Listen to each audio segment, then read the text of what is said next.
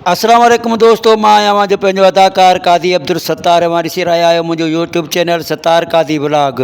जी हाँ दोस्तों, जीअं त तव्हां ड्रामो ॾिसी रहिया आहियो वेरियन जी बस्ती में SSP जेको ज़र अली अचानक गाइब थी वियो, उन मथां जेको हमिलो थियो ऐं ज़र अली जो जेको आहे वेंडअप कयो वियो आहे ऐं उनजो असली नालो आहे फ़हीमी आया भुट्टो, जेको हींअर इदारे मथां केस करणु चाहे थो त मुंहिंजो अचानक जेको आहे मुंहिंजो वेंडअप कयो वियो आहे। हुन खां अलावा हिकिड़ा ॿिया बि अदाकार उन्हनि जो बि हिन ड्रामे में वेंडअप थींदो। मां मूंखे ॿुधाईंदो हलां त जंहिंजो असली नालो आहे हाजन तीवणो यानी साले जो बि जेको आहे हिन ड्रामे में वेंडअप थियण वारो आहे। अन क़रीब अवां दोस्त जेको आहे जेके अचण वारियूं जेके क़िस्तूं आहिनि उनमें साले जो बि वेंडअप थी वेंदो ऐं साले बि जेको आहे मरी वेंदो। हुन खां अलावा हिन में खान बहादुर ख़ान जो जेको आहे उहो बि हिन ड्रामे में इंशाअल्लाह अवां ॾिसंदो जल्द जेको आहे उनजो बि वेंडअप थी वेंदो।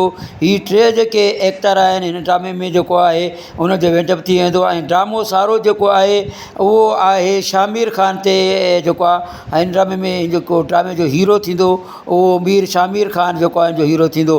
त दोस्तों अचण वारी जेके क़िस्तूं आहिनि उन्हनि में हाणे इहो ॾिसणो आहे त छा अञा बि चांडुकी हुनजे इंतज़ार में आहे, ज़र अली जे इंतज़ार में आहे। जेतिरा बि उहो इंतज़ारु करे पोइ बि जेको आहे ज़र अली कॾहिं बि वापसि कोन ईंदो। हर ड्रामे में उनखे इहो ॿुधायो वेंदो त जेको आहे हाणे हुनजो होश अची वियो आहे, वरी उनजी तबियत ख़राबु थी वई आहे। ईअं जेको आहे हिन ड्रामे में अवां ॾिसंदड़नि खे जेको आहे धोखे में रखियो वियो आहे ऐं हीअ टे कैरेक्टर जेको आहे हिन जो वेंडअप थी चुको आहे ऐं अचण वारी क़िस्तनि में अन क़रीब उहे जेको क़िस्तूं अची वेंदो। हीअ जेको आहे ड्रामो तक़रीबन 100 क़िस्तूं बि मुश्किल सां थियनि, मथां थी बि वञनि। दोस्तों अॼु जो वीडियो एतिरो, ॿिए वीडियो जे लाइ ॾींदा इजाज़त। अल्लाह हाफ़िज़।